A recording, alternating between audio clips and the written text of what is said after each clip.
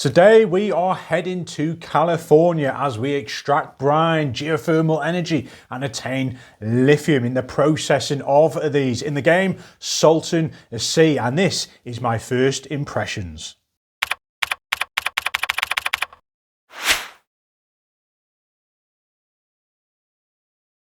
Welcome to the channel. My name is Craig, and yes, today we're taking a look at Salton Sea. Now, I've managed 3 plays so far. I've had 2 games of 2 players and a 3-player game. Now, this is a 1 to 4 player game, so there is a solo option, but I've yet to try it. And it's definitely going to be a longer play. It says 2 hours. My plays have been about sort of 2.5, reaching up to 3 hours on that first play, that learning game. Now, it's heavier complexity, and we've got designer David Bernal. This is one of his big hitters so far, and it's brought to us by a Devere, so strong a pedigree there. Now, what is the game all about? Well, essentially, you are a company trying to provide this geothermal energy, sort of process into lithium, and you're extracting this brine.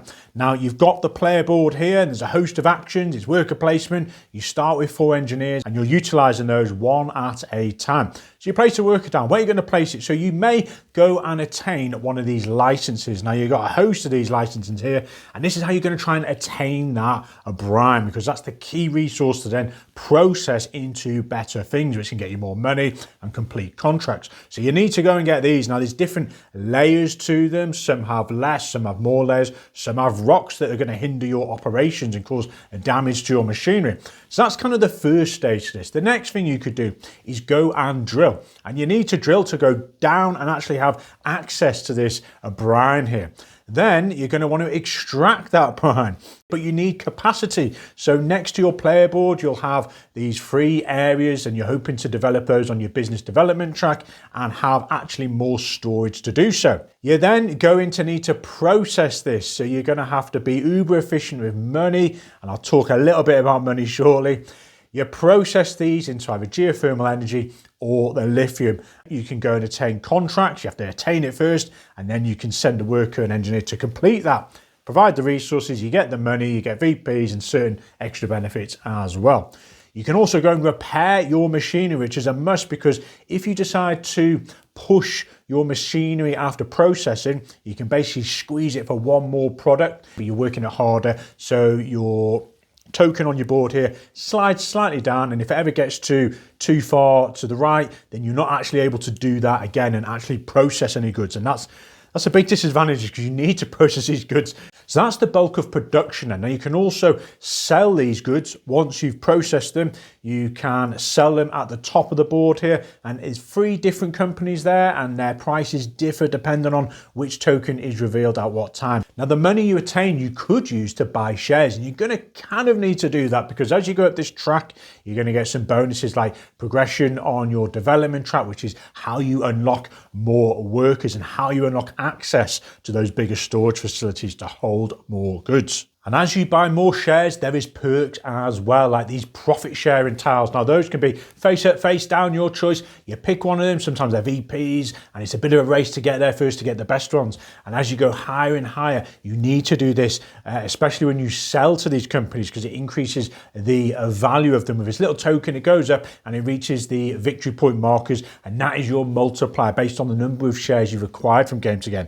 Now, it is also, and I'll come around to this later, one of the game end triggers is when one of these companies gets too highly valued, it triggers one of these areas at the top, and once 2 of these companies have triggered that, then the game will end at the end of that round. And the other way the game ends is when these drilling licenses, there's not enough to repopulate the board, and at the end of that round, it will end as well. So some other actions you can go to, you can go and obtain financing, which is where you get just $1, but that can be absolutely crucial in this game. That $1 extra to do this extra thing you needed and keep that chain alive. You've also got this copy action, so you can go there and copy any other action on your board for $1, which is vital. I've used that many times in my plays. We've got research as well at the top here, which is super. There's so many nice benefits there. You've got immediate ones where you can go and actually place it into one-time action. Maybe you copy someone else's action. Maybe you get a bump up in these business projects, or maybe you keep the long-term ones and they stick with you and they can give you an extra brine maybe when you're processing. Loads of little goodies there. I really enjoyed that aspect of the game here. And the final spot you've got is develop your business project, which again is vital. You can pay $3 here, bump up 1, and as you get up there, you get access to those workers and that storage as well. And that's literally all the actions. So you're continually going around and you've got those 4 engineers. Hopefully you're trying to get more workers out. And at the end of the round, there's a bit of admin as well. So the main focus of this game is the management of your cards. You start off with these 7 actions and everyone has the same, but how you utilize those actions, because you can place them at the bottom of the board here rather than the standard actions on your main board, and they give you a slight benefit, maybe a slight reduction in something, or a coin for doing this, or an extra extraction, or whatever it may be. But these cards are equally your money in the game. So you have to spend money at points to maybe process or maybe to buy shares. So you're spending these actions, and this is a tough choice. How am I going to keep this money and these actions to do what I want to do, but I don't want to spend them? So that's a bit of an overview of the game then. So what do I think? It's a fascinating game, folks. Now, the first play, it is a brain boggler. There's a lot going on and you're trying to fathom, right, how do I actually make money here? You've got getting the license, then you're drilling, then you're extracting, and you just have to have faith that it'll all come together, because it's costing you quite a bit of money to do that processing. And you're like, well, hold on, I'm paying $6 here to turn this brine into this lithium, and then I'm destroying my machinery by trying to produce one more, and then I'm trying to sell that, but I can't sell 2 things at once, 1 thing at a time, and you're like, how am I meant to get this engine going? But you slowly and methodically, you can get there. I found in my games, very nice strategy was to just sell a little bit of brine, get a little bit of money, sell a little bit more brine, more money, hopefully attain one of those better cards. And as I say, they determine from level 1s to 3s to 5s with the dollar symbol there. So $1, $3 and $5. And they get better actions on them. So maybe it lets you extract more, maybe it lets you sell more. So basically every action just gets stronger. Even some of them let you repair your machinery with a $3 discount, which is super.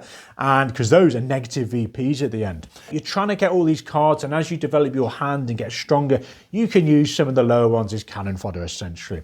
But as you progress through the game, you're really trying hard to have a good flow of actions in your hand and let you progress and do things, escalating as you go throughout the game. It is a real slow, tight start on this one. But on my second and especially my third play, understanding the layers and the process to the game absolutely changed it for me. Everyone was scratching their heads at the end of the first play going, okay, I kind of get it now. Second playing, yes, you know what cards are worth more than others at the right time. And that's what's really nice, because that certain card may not be valuable to other players at that point in time, because maybe you've got a lot of licenses and you need to drill deep and then extract loads at once. So you're going for that certain card.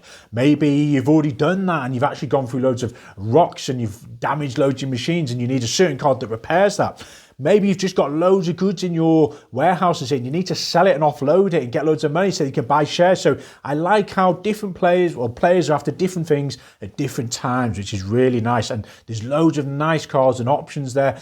And it just interesting how when you spend things, you don't get any change. So you're constantly keeping a few different denominations, hopefully, in your hand. Because if you've got a 5 and you need to spend 2, and you really need to do that, well, you're going to have to spend a 5. So you're managing that, the losses as well, trying to minimize those losses. And especially in my third play, I was very eagle-eyed and focused on what I needed to grab when. And I found that in the first few plays, a lot of the players I was with were saying, this game feels like I'm hitting a lot of walls here, a lot of brick walls. I'm like, I try and do this, but I can't because of that. And then I try to do this, and it can feel a little bit frustrating, but I'm here to tell you, persevere, because third play in, I knew what the boundaries could be. I knew that I needed to avoid spending my money early on in maybe shares or investing it here or buying this certain card.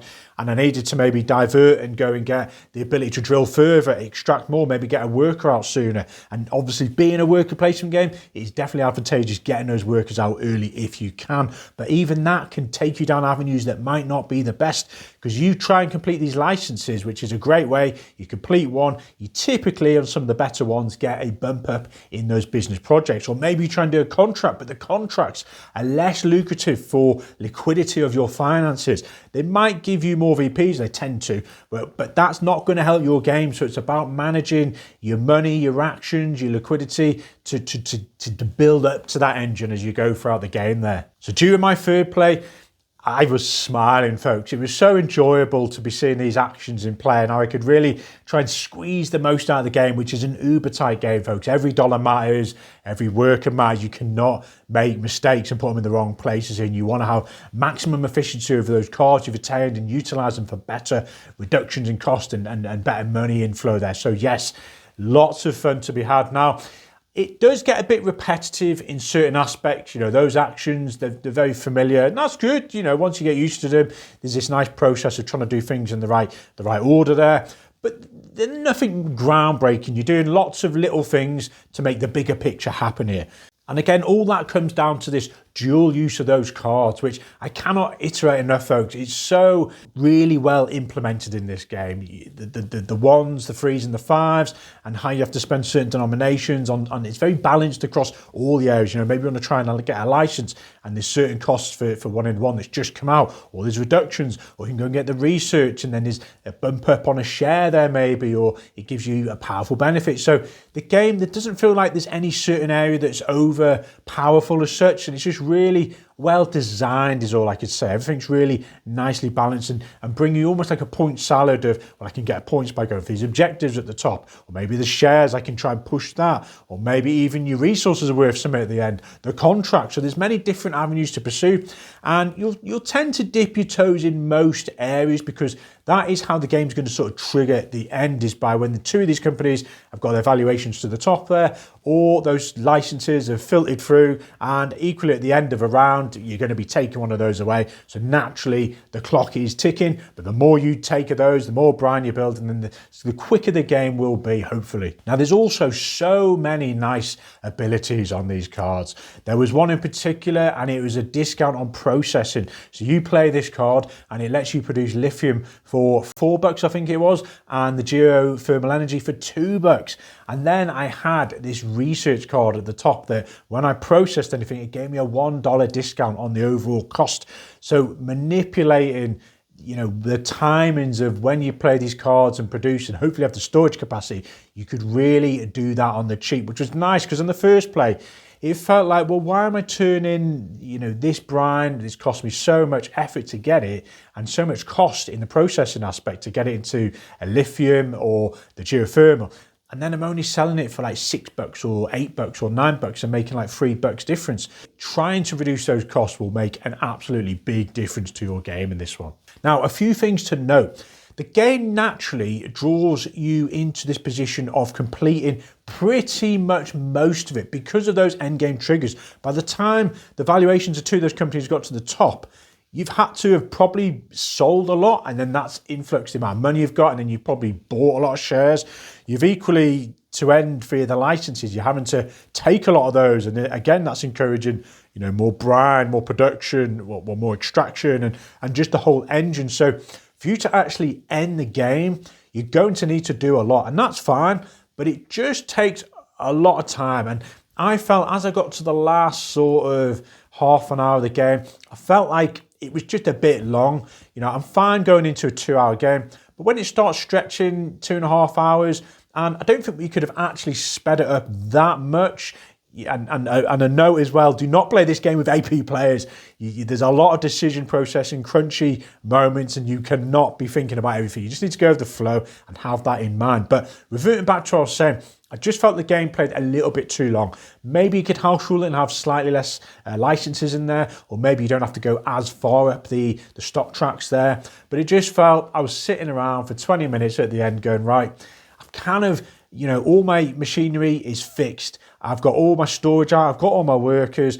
I'm not going to really edge into too many contracts, because if I can't complete, I lose points. And it felt like, right, I'm just trying to acquire money to get more shares. And the shares are hitting the limits, and you're like, okay, I'm pretty much done here. So for me, I felt the game went a little bit longer than it maybe needed to. Equally, another pet hate on this game is the scoring track. An absolutely disaster, in my opinion.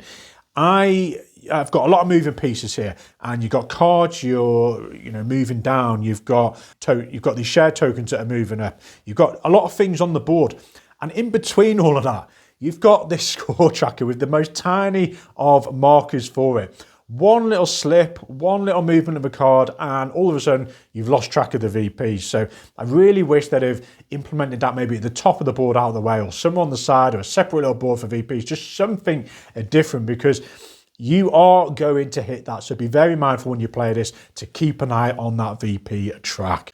So to summarise, there is a lot to like here. It's such a small box, and I was really surprised by how much this game packed a big punch in there. Really quality design. Yes, there's a few niggles with how long it goes and the VP track, but that's minor. The actual gameplay and how it utilises these engineers, the worker placement. You're kind of doing your own thing and you're placing this here to do that, hoping it'll turn it into that and get this better action. But the way that market with all the research cards and all the actions, and you're hoping to get that summit that will give you a slight efficiency, it's super, folks, and really nice. Now, you have to like economic games, which hopefully you do because you're here watching this.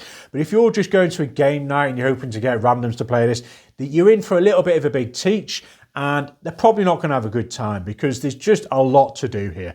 If you play with a regular group and you all like this kind of, thing, the artwork looks stunning. I actually really like the pastels here, and the look of it, for me, looks super. But you're going to need to play this with a close group. I personally think 2-3 times before you can then really start getting competitive. You're understanding what the actions can do, because you can be in a bit of pickle if you're spending those actions and all that money straight up. Maybe you've done something silly, like you've gone and bought shares because you want to get to the certain point where you can upgrade your business track to try and get a worker out. And that might not be in the most uber position, because then you're kind of a bit stuck. You've got, a slow drill for one, extract for one, I can only sell for one, and that's a whole round just to do one sell for maybe free money, and that gives you a couple of extractions back. So yes, you have to really play this a few times, and that's why I'm here. I wanted to tell you guys, I think stick with it, persevere, because after the first play, you might be a little bit perplexed to think, no, this isn't for me.